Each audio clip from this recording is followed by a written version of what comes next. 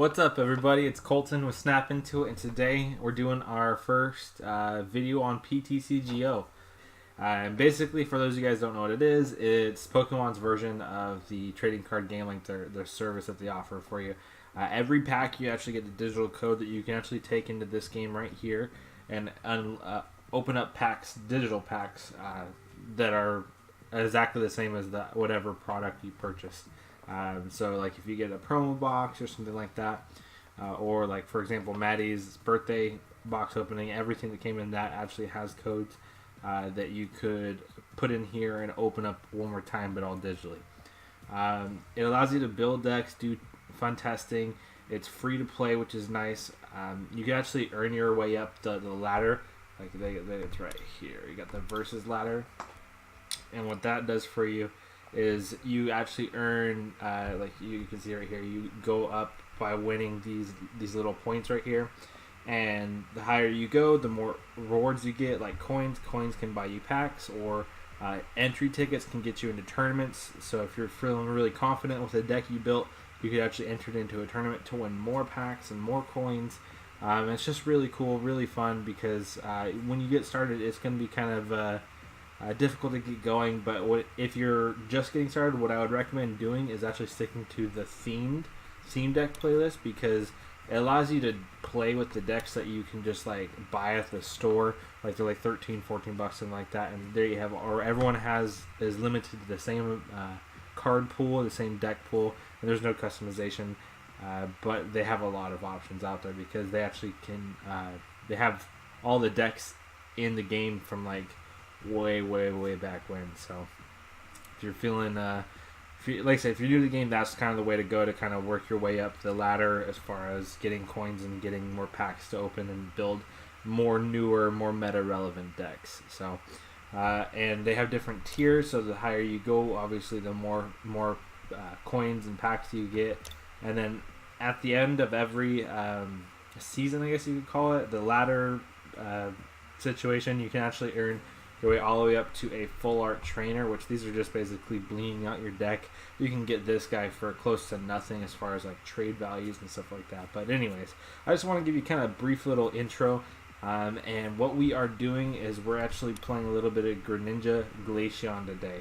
This is kind of a straightforward one that I've been starting off with, and then I've been doing little tweaks here and there. But I kind of keep running back to certain selections here.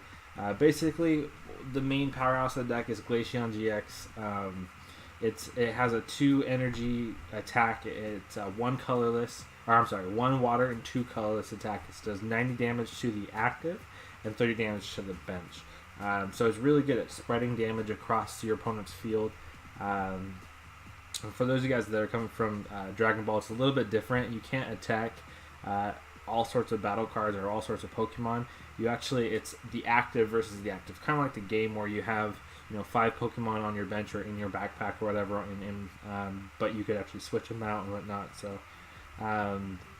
anyways, the point of this deck is to actually spread damage across the entire field and get KOs like that. So Tapu Koko is really good because he actually has free retreat to get out of the active, which is something that's really important in this game. It has a easy double colorless attack that is called Flying Flip. It does 20 damage to all your opponent's Pokemon. So it's really good at the theme of the deck, which is like I said, spreading damage. This guy right here, what he does is he helps you draw a bad hand or disrupt your enemy's hand. Because when you play him down on your bench, you and your opponents have to shuffle your hand and draw 4. So they can, if they have like a hand of 10, then they're kind of in trouble when they get brought down to 4 and you're knocking out the Pokemon and stuff like that. So puts them in a tough situation. Tapu Lele is one of the biggest Pokemons in this meta, but she's actually about to rotate out. And there's another option that I'll go over in a later video that's kind of replacing her. But it's another easy double colorless attack, which is nice. And it also has Wonder Tag, which is the main reason we play her. It is basically when you play her, you are able to search for a supporter. And obviously supporters, if you didn't know, supporters are actually once per turn.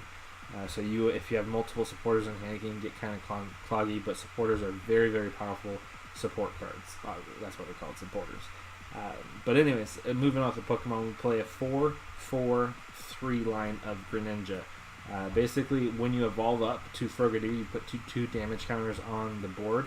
And then when you evolve up one more time, it's 3 damage when you go into the Greninja GX. So, Adventure Bag allows us to search our tools, easily gets you 2 out of your deck, thins your deck, helps you find your extra pieces.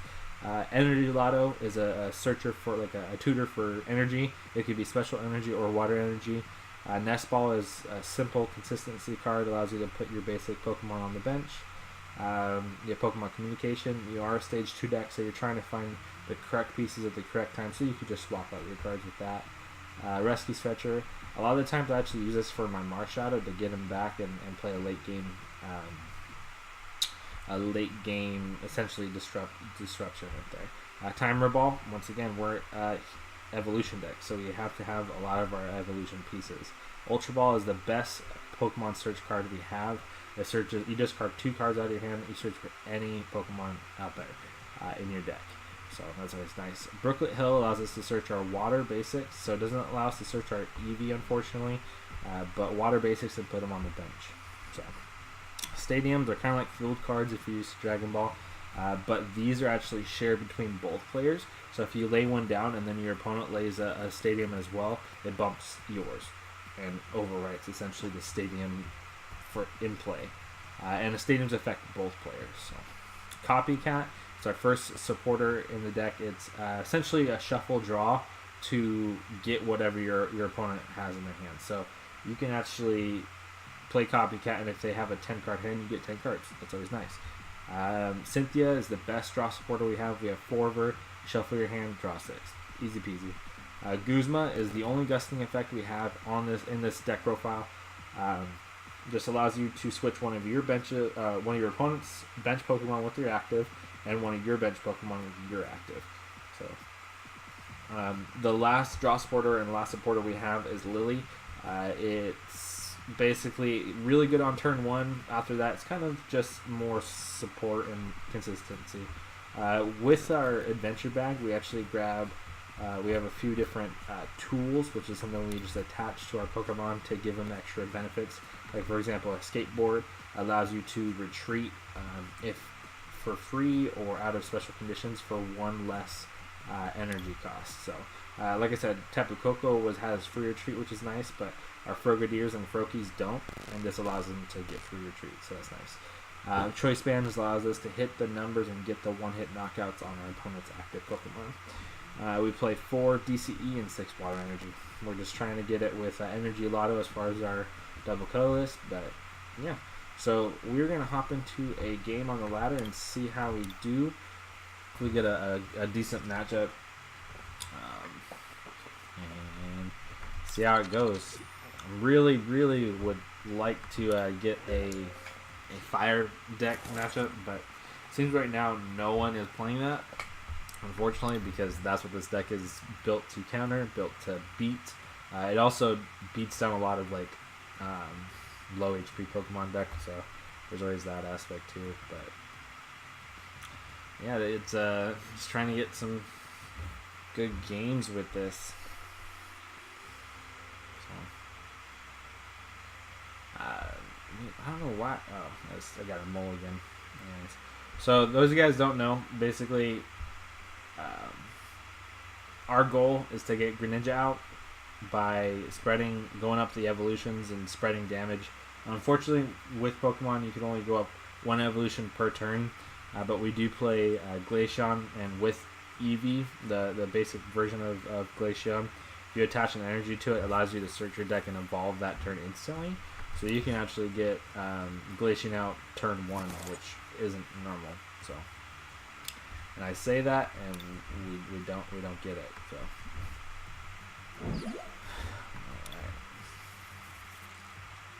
Let's see. I'm hoping for a Nest Ball or a Pokemon Communication or something like that right here to get us going. But a Tag Team GX deck. Wow. We're gonna get our butts handed because it looks like they're playing the Gardevoir GX, the standard 1 line. But this right here is actually what's considered a Tag Team GX. As you can see, he has a lot of hit points, and it's a basic Pokemon, but it gives away 3 prize cards when it goes down. It's going to be very hard to get this to go down here, so...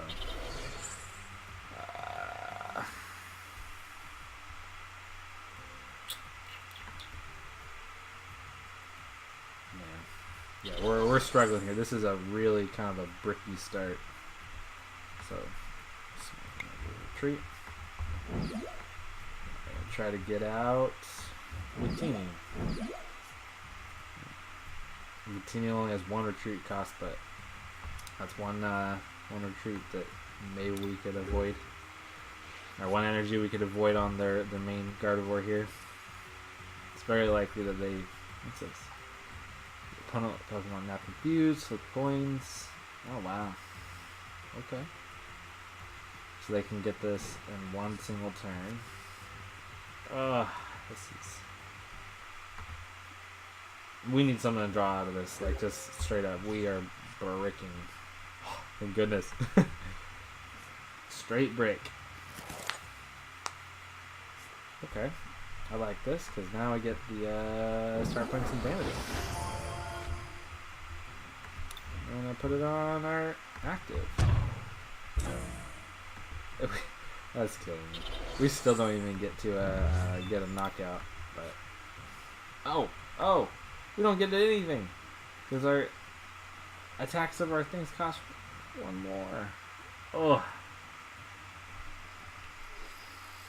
ouch, that hurts. We need to get rid of that stadium. I don't think I've talked about it yet, but these are actually called Prism Stars. Essentially, they're 1 per deck, and when they get discarded or they get, you know, KO'd or whatever the case may be, they don't go to the normal drop pile. They actually go to the lost zone, which is kind of like an exile or that kind of similar aspect. So, but yeah.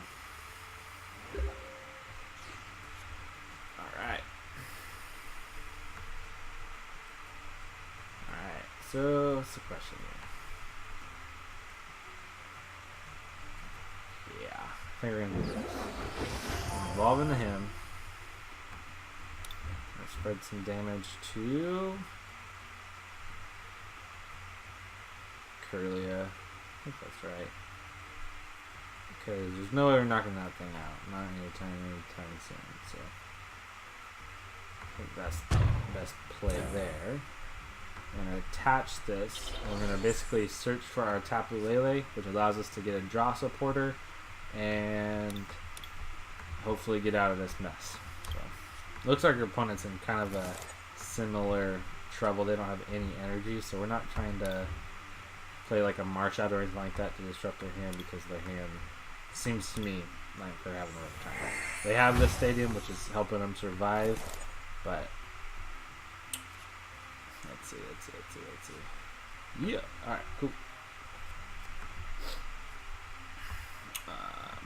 Wow. I only have 2 Froakies? That's rough. And...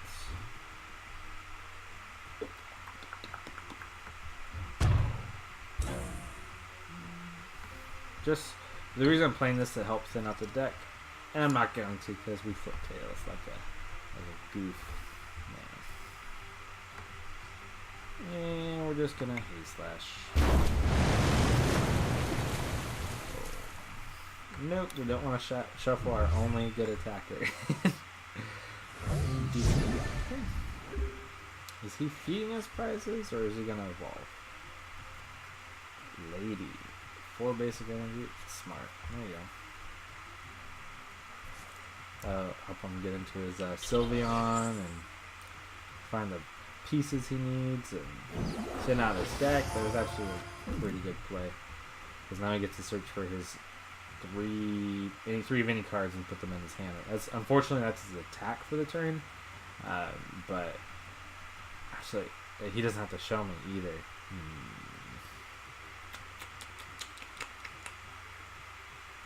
So this is where Marshadow is really good, because hopefully I can find a way to get him out of the deck, play him, and shuffle whatever cards that my opponent's looking for back in the deck.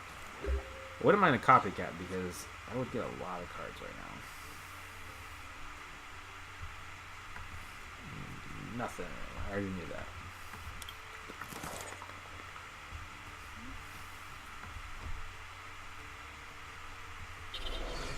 I'm going to do this hopefully to thin... Yep, I want to just thin my deck so I have a better chance of drawing into a supporter.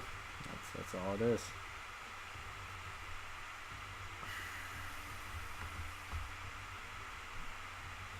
Alright. I think we just... Probably has a max potion, which is fine. But... see how it goes. Yeah, I was afraid. Was what I was afraid of. Here's no, still not enough. Yep, that's bad. I should have took it out when I had a chance with my GX. But what are you gonna do? What are you gonna do?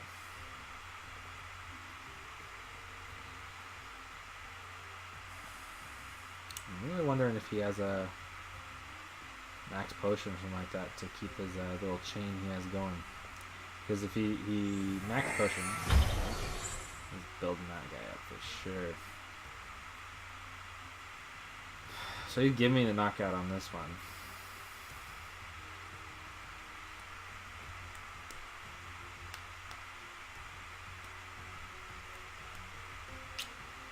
Just trying to think about it. So if I knock out the active, he's going to come in and for sure knock me out with his awesome Gardevoir right there.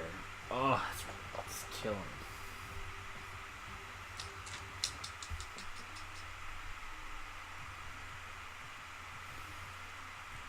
So it's 50 damage that way. 30, 60, 90, 120, 150, 180. Showy spin, 210, one more energy attack. Yeah, he's got that for sure.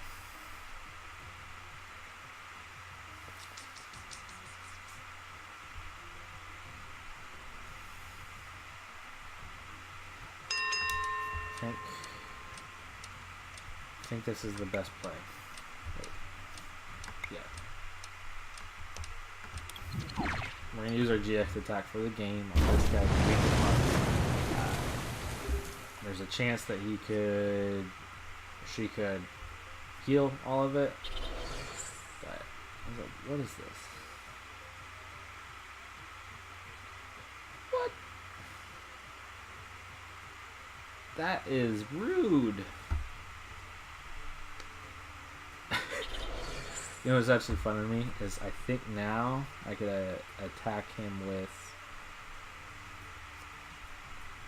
Yep, I'm actually okay with this because he's going to knock me out. And I get to knock him out with Frogadier.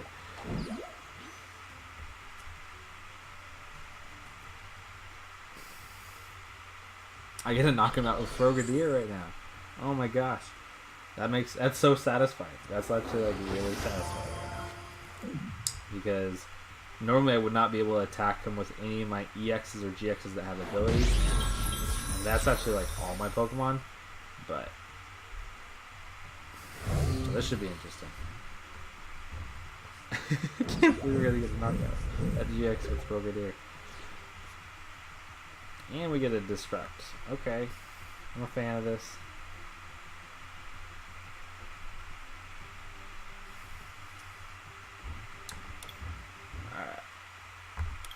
Yes, we're okay getting the rush stuff. Because look at this guy's hand. And we're about to take a 2-prize knockout. I like this. This is all nice. So, you also get to Lily for 4 cards. Pokemon Communication. Wait.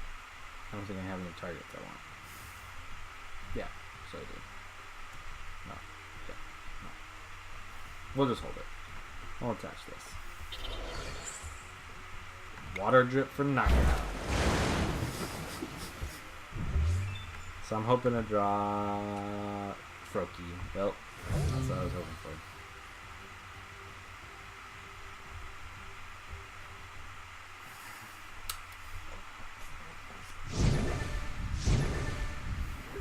So he's just gonna put his big boy out to hopefully mitigate all this damage.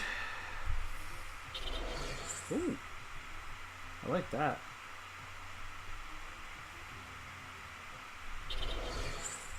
Man, we only have one later, or else I would search for a Guzman right now. Because we want to... Wow, okay.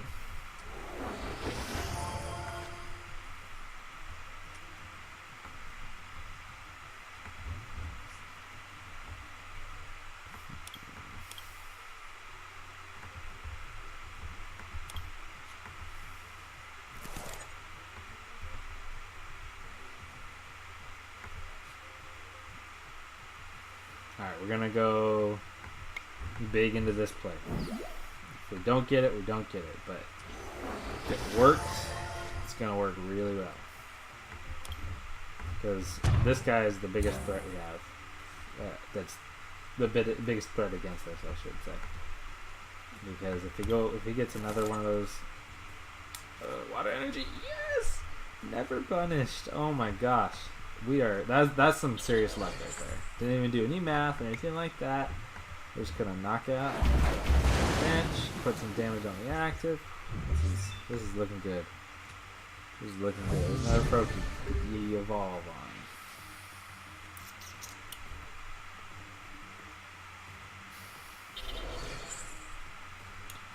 So normally since we only have one GX attack per turn, I normally like to use Glaceon's GX because it does a lot of damage for really... So it's like your best way of knocking out little guys, essentially. But we don't have that, fortunately. So what's the best play? Just gonna try to shuffle me. I want myself active, huh?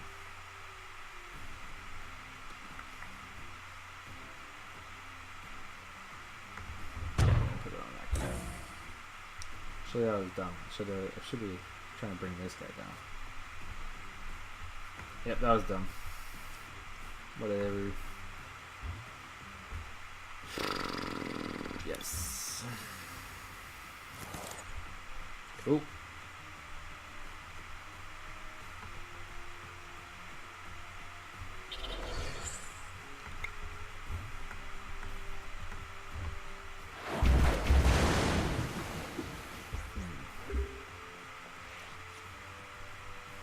So that's, say if all things go well.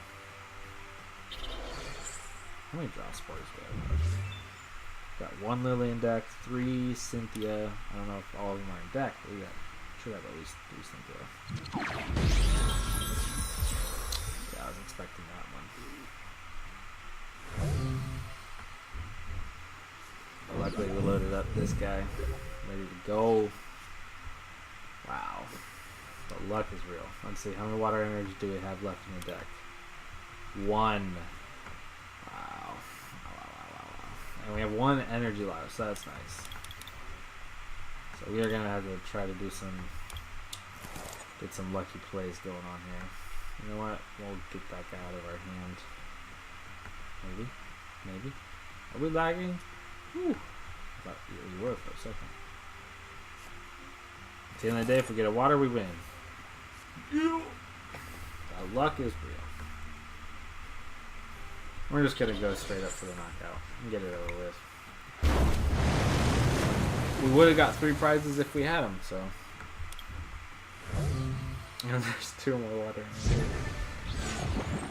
So yeah, that was actually surprisingly well against a big tag team and a normal GX deck, so I'm pretty happy with that one. Hope you guys enjoyed it. I would really recommend trying out PTCGO. It's really fun. Like I said, it's free. It's easy to start off with if you want to just play theme decks to get into it, kind of figure out the game. It's really where I learned how to play the game on the competitive level, and that's what tried to give me the inspiration to build competitive decks and play them in real life and whatnot. So if you can, I would recommend it because it's fun. Pokemon, a lot of people kind of just dismiss Pokemon because it's like kind of cartoony, childish, whatever. Do not. It is high level competition wise, competitive wise. There's a lot of cool decks out there, and it's very fair. There's no like one deck that, I mean, obviously there is one deck that's really, really good right now, but if you expect a lot of that, you have the capability of countering it. So that's one thing I really love about Pokemon. I think if you guys haven't tried it, give it a shot, because it's free, it's fun, and you won't regret it. So I actually forgot to tell you guys, one thing I want to throw out there is if you guys are interested in getting into PTCGO or Pokemon trading card game, I actually will be doing a giveaway on my next video. It's going to be it's a Pokemon opening that's going to be coming to the channel. And if you leave a comment letting me know if you guys are interested or not, look forward to that video, because that's actually going to be where I'm giving away some codes for some free packs to basically help get you started on your PTCGO journey. Because I want you guys to enjoy the game as much as I do, and getting started with some free packs is always good. So if that sounds good to you, keep an eye out for my my video coming up where Maddie gets to open her birthday pack. So I expect to see that, and thanks for watching.